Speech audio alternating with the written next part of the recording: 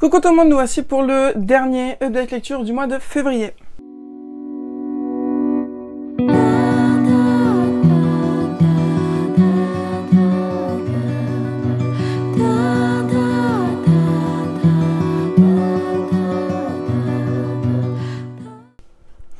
Alors février a marqué un gros panel de très bonnes lectures, en tout cas la deuxième partie.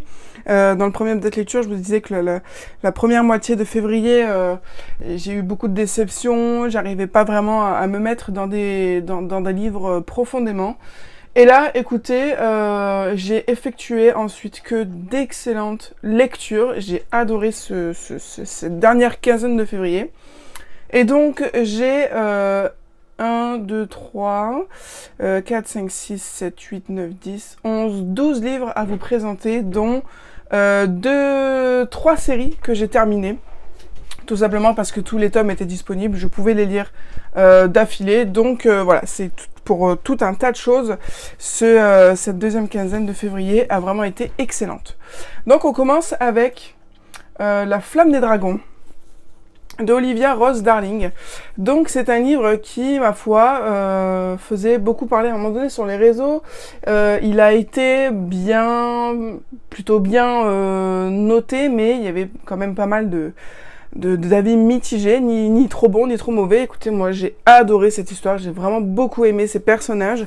Donc on est avec une princesse, une princesse qui a le pouvoir de se lier avec 3 dragons. Mais avec 5 dragons, pardon, sauf que le père, donc le roi, a décidé que sa fille était une menace et donc l'a fait bannir du royaume, a fait enfermer ses dragons et du coup, eh bien, elle est complètement hors de tout son royaume. Elle se reconstruit une vie, elle essaye de fomenter sa vengeance jusqu'au moment où il y a quelqu'un qui va apparaître dans sa vie et qui va lui dire: écoute, je crois en toi, on a besoin de toi et si tu nous aides à faire ceci, je t'aide à libérer tes dragons. Donc c'est un livre qui se passe vraiment relativement très rapidement, quand même sur du 400 pages. Donc c'est énormément d'action, énormément de dialogue, énormément de combats, de mise en place stratégique, avec aussi des rencontres entre 2 peuples qui à la base ne sont pas faits pour s'aimer et puis qui au final vont peut-être collaborer. Il y a énormément de choses dans cette romantésie et j'ai vraiment adoré cette histoire. Là je viens de voir qu'il y a marqué La Reine du Feu livre 1.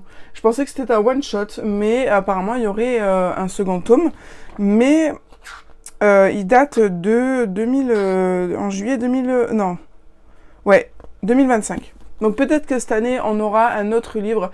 Alors, une suite, ça serait bien. C'est vrai que ça serait bien parce que du coup, ça serait un petit peu la reconstruction ou alors un tome compagnon qui se passe dans le même univers, mais pas forcément... Je sais pas ce qui pourrait se faire, mais en tout cas, je pense que c'est assez ouvert pour faire un peu ce qu'on veut. En tout cas, j'ai vraiment adoré cette lecture. Et ce livre-là m'a aussi permis d'ouvrir le challenge de le Romantasy. Donc, je l'avais fait, le Romantasy Challenge de Nina Quill, je l'avais fait l'année dernière. Et du coup, eh bien, l'année dernière, c'était sous forme de bingo. Là, c'est vraiment de retour avec des équipes, des points par critères selon les équipes, etc. Et donc, voilà, c'est le premier que j'ai lu pour ce Romantasy Challenge. Et franchement, c'est le premier d'une très longue et belle lignée. Ensuite, du coup, j'ai lu une duologie, donc sur Kindle, qui est Un royaume de sang et d'écailles de Darcy Mulligan. Donc c'est donc de l'auto-édition française. Une romantésie vraiment, mais alors géniale. C'était une duologie qui m'a vraiment fait vibrer, qui m'a mis en émoi. Et vraiment, après, j'étais énervée contre certains personnages. Vraiment, cette duologie m'a secouée. Et en fait, ça va être une jeune femme, donc Nevan. Non, Nevan, c'est le roi, c'est Aprit. Elle va habiter dans son village. Et en fait, c'est un peuple qui protège les dragons, qui même ont des temples liés aux dragons. Il y a des prêtresses qui sont censées garder les œufs des dragons jusqu'à ce que ces œufs puisse éclore en toute sécurité dans les pattes des mamans dragons. Et April fait partie de ces prêtresses du coup, et elle est en charge de l'œuf du plus gros dragon, de la déesse dragonne, et elle est censée le protéger, sauf qu'à un moment donné, son village va être attaqué par les Fae, donc les Fae du roi Nevan, qui eux voient les dragons comme la plus grosse menace, comme vraiment quelque chose d'horrible et de quelque chose qu'il faut vraiment exterminer. Et du coup, ils vont s'attaquer à son village, ça va peut-être être la seule survivante et elle va devoir cacher cet œuf avant de se voir faire emprisonner. Et donc du coup, on va la voir évoluer en tant que prisonnière, en tant que servante du roi. Et puis après, elle va essayer, eh bien, par tous les moyens, de retourner chercher l'œuf. Et ça va prendre vraiment parfois des proportions. Elle va se voir envoyée dans des colonies de travaux forcés. Il va y avoir des épreuves parce que le peuple du roi sont vraiment considérés comme l'élite, comme l'aristocratie ultime. Et tout le petit bas peuple sont considérés comme des moins que rien. Donc ça va faire une espèce de petite Hunger Game. Et voilà, il va y avoir des retournements de situation. Le méchant ne va pas forcément rester le méchant. Il va y avoir du Morally Grey. Il va y avoir de la romance, c'est une romantaisie. Il va y avoir un petit peu, je crois... le spicy ne m'a pas tant marqué que ça. Quoique, si, il arrive quand même. Hein. Fin du tome 1, tome 2, c'est sûr. Mais c'était une duologie vraiment, vraiment géniale, très très passionnante, très révoltante, très très émotionnelle. On est sur des petits livres, hein, 239 pages le premier tome, et le deuxième, on est sur il n'y a pas le nombre de pages, sur 448 pages. Le deuxième est beaucoup plus long. Et cette autrice est en train de sortir une intégrale de cette histoire, et je me tâte vraiment à l'acheter en format physique, parce que c'est un énorme coup de cœur. Ensuite, j'ai lu une BD que j'avais zioté parce que j'avais adoré la série qu'avait fait cette autrice. Donc, il s'agit de Taxi Ghost de Sophie Escabas.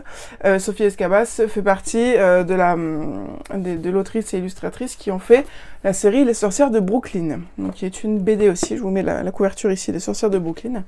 Et donc, du coup, ça, c'est la petite nouveauté, Taxi Ghost. Donc, c'est un one-shot. J'ai beaucoup, beaucoup aimé cette histoire, même s'il y a eu des petits moments un petit peu gênants. C'est une histoire où une jeune fille qui va découvrir le jour de ses premières règles et qu'elle peut voir des fantômes. Donc, elle va se voir devenir médium. Elle va devoir combattre l'industrialisation de son petit quartier. J'ai beaucoup aimé le personnage de sa grand-mère, qui est, ma foi, très révoltée, toujours prête à se battre, tout en étant dans la paix. Voilà, c'est une histoire de fantôme, une histoire de taxi, vous verrez pourquoi, vous comprendrez pourquoi. Mais voilà, c'est l'histoire de cette petite médium. On a quelques tranches de vie, hein, d'adolescents, mais on a surtout cette volonté de sauver le quartier de la démolition et de la démolition du quartier pour faire de nouveaux bâtiments plus modernes.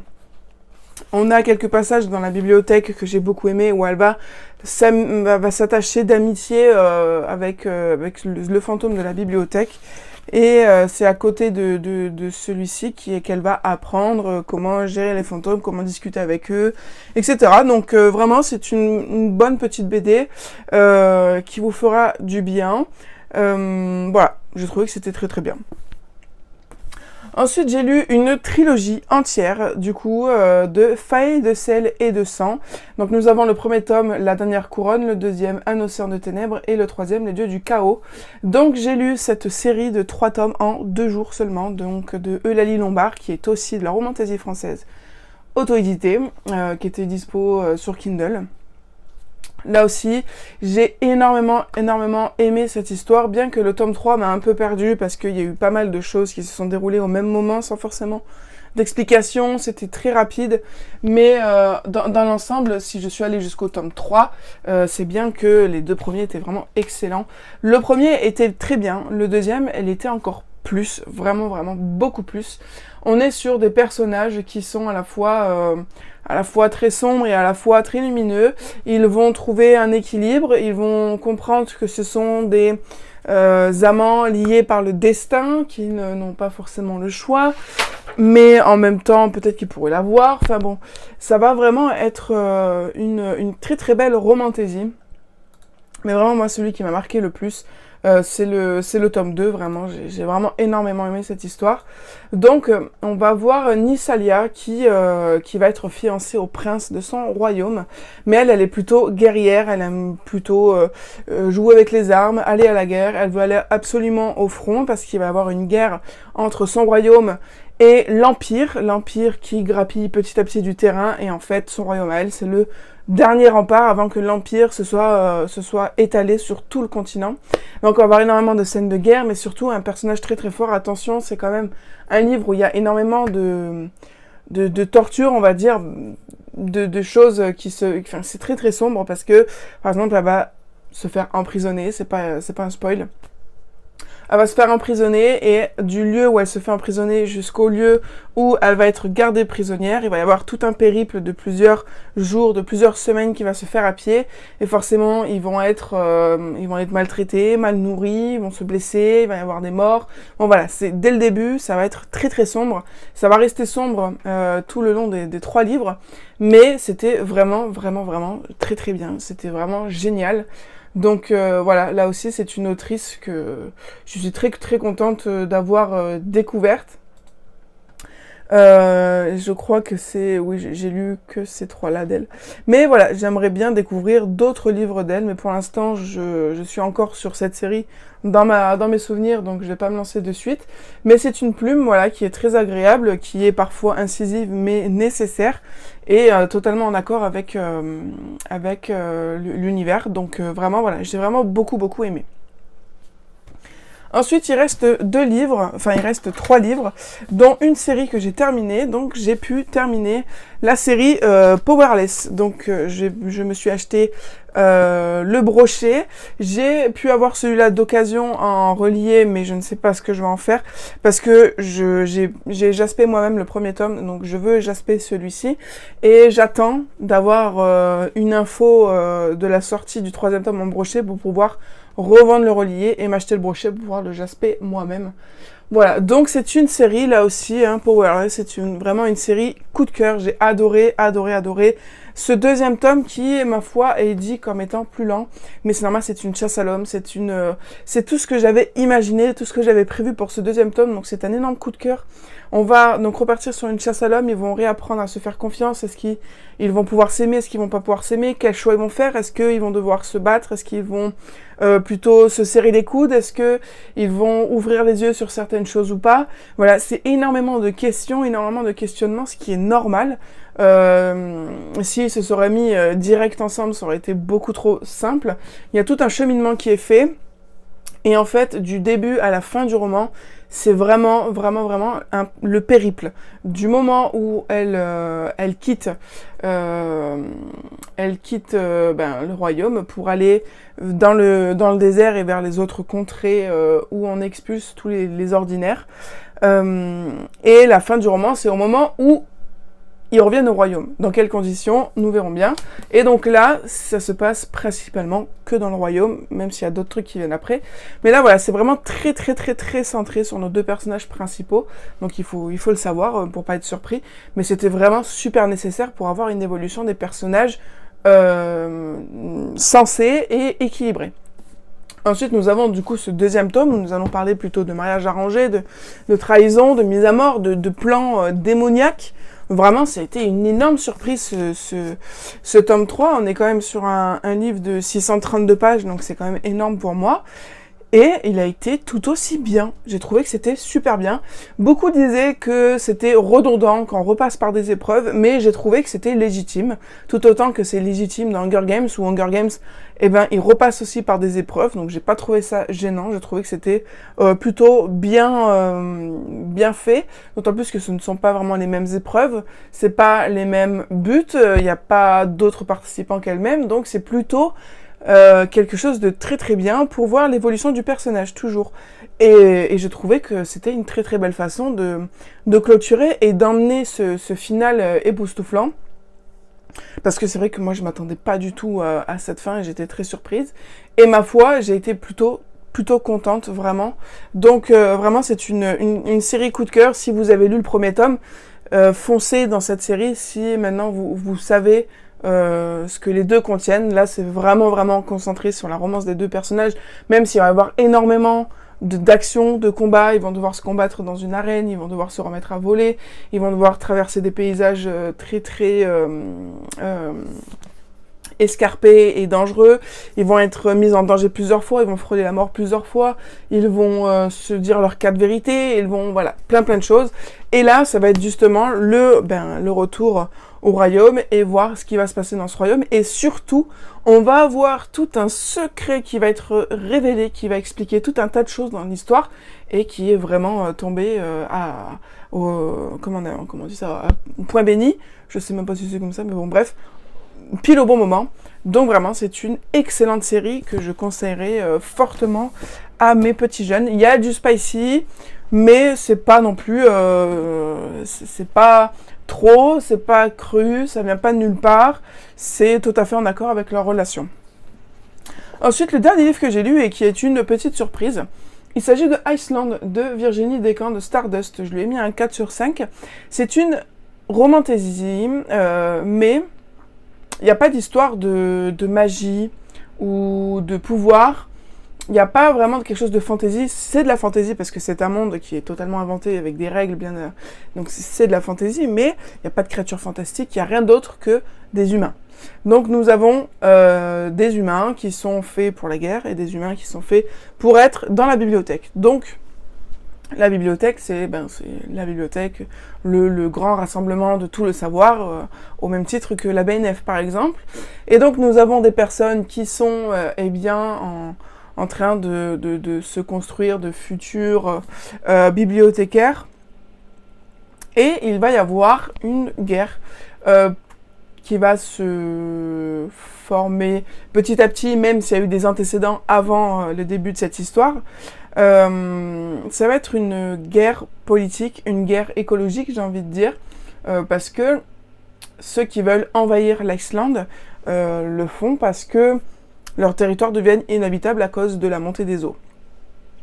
Et donc, le pays, l'Iceland n'a pas forcément envie de se faire envahir, hein, et ils vont voir que leurs forces ne sont pas si fortes que ça.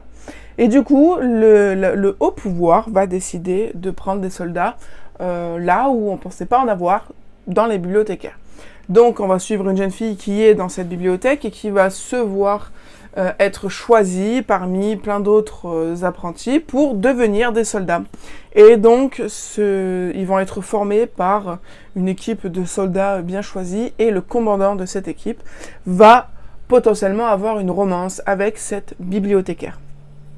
Bibliothécaire que j'ai beaucoup aimée parce que elle aime ce qu'elle fait, elle est on va dire assez forte dans ce qu'elle fait, mais pas trop non plus. Elle est un petit peu au milieu. Et c'est une fille quand même qui a toujours aimé, qui a toujours voulu découvrir des choses, partir à l'aventure, mais elle ne peut pas. Et au début, cette nouvelle réorganisation de bibliothécaire à soldat va beaucoup la chambouler, va beaucoup lui faire peur, et puis au final, elle va apprendre à vivre avec, parce qu'elle n'a pas le choix, vraiment, elle n'a pas le choix. Et elle va se révéler être quand même un personnage extrêmement fort, et très très important pour beaucoup d'autres personnages. Et j'ai trouvé que vraiment ce livre c'est un parfait family found, parce que autour de cette jeune fille qui s'appelle Maja va se créer vraiment une très très belle famille, même si parfois j'ai été vraiment super dérangée par le fait qu'il y ait des enfants soldats. Ça m'a dérangée avec toutes ces histoires là qui sont en cours autour des enfants. Bon voilà, c'était peut-être pas le bon timing, mais ça m'a quand même bien dérangée. On parle d'enfants de 8 ans qui sont obligés d'apprendre à faire la guerre. Il n'y a aucune adaptabilité pour eux. Ils sont gérés au même titre que des adultes ou des jeunes personnes de 17-18 ans. Donc il faut faire attention à ça si on est sensible. Va y avoir des scènes de combat, surtout vers la fin, où il va y avoir des morts, et pas forcément ceux qu'on espérait ou qu'on voudrait. Mais au milieu de tout ça, donc je vous dis, c'est quand même très très sombre, c'est glacial, c'est polaire, on parle énormément de froid, de neige, de glace. Voilà, c'est hyper froid.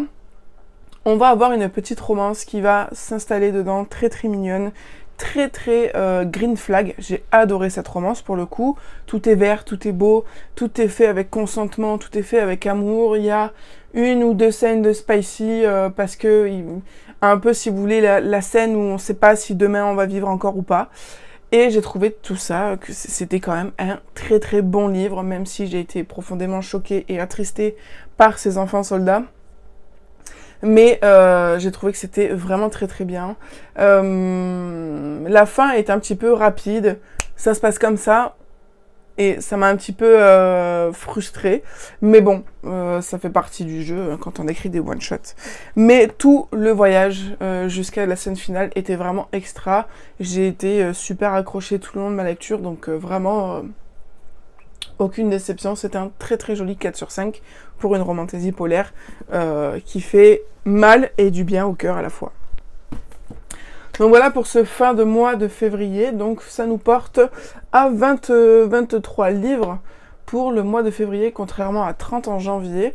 Je pense que ça va être encore à la baisse, je pense, parce que ce rythme-là me convient parfaitement bien, je prends plus de temps, je fais un peu plus autre chose, par exemple le soir je lis, je regarde d'autres films, le week-end je sors un peu plus, etc. Donc je lis un peu moins, mais ça me va parfaitement, vraiment ça me va très très bien, au point que du coup j'ai changé mon bilan, enfin mon objectif annuel, je l'ai mis je crois à 250, voilà.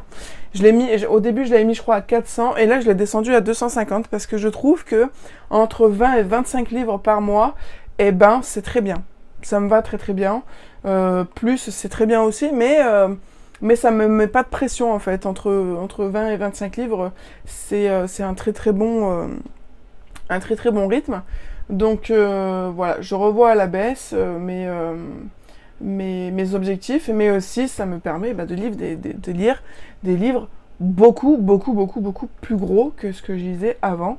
Il y a le fait aussi que je lis un peu moins, voire beaucoup moins de jeunesse qu'avant, mais voilà, je lis beaucoup plus de gros livres, donc ça me va bien, c'est un nouveau mois, on va dire, mais c'est vrai que là, par exemple, livre par nombre de pages, eh bien, au lieu d'être plutôt en dessous des 300 pages, eh bien là, les 300 pages ne représentent que 21%.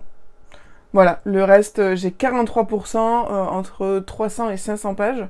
Et je commence vraiment à grappiller pour les plus de 500. Pour les plus de 500, du coup, j'en ai déjà 4. Donc voilà, j'ai trouvé que c'était une très très belle manière de voir tout ça. Voilà, quoi d'autre, rien de particulier. Ma pile à lire, du coup, est maintenant... Alors là, pour l'instant, je me suis prévu... J'ai recommencé, on va voir ce que ça donne. J'ai réessayé de me refaire une palle. Du coup, donc pour le mois de mars, pardon, j'ai 19 livres là pour l'instant à lire, que j'ai prévu de lire. Mais si je les lis pas, c'est pas grave, je les remettrai dans ma pile à lire, c'est pas bien grave. Mais au-delà de ces 19 livres, si on les considère lus au mois de mars, j'en aurai plus que 28. Ce qui me fait à la fois peur et à la fois plaisir, parce que 28, ça se trouve, allez, jusqu'à mi-mai, j'ai fini toute ma page, je serai à 0. Donc je ne sais pas. Alors peut-être pas à 0, parce que à partir de avril, je pourrais recommencer à m'acheter quelques livres, pas comme avant, mais quelques livres. Mais bon. On verra bien, en tout cas, voilà, je suis très contente de ma pile à lire, là, elle augmente pas forcément, elle baisse drastiquement, et puis je ressens aucune pression par rapport à celle-ci, je suis très très libre de faire un peu ce que j'en veux, et je peux acheter sans être stressée comme j'ai pu l'être l'année dernière, donc vraiment là c'est parfait, ce début de 2026 c'est vraiment parfait.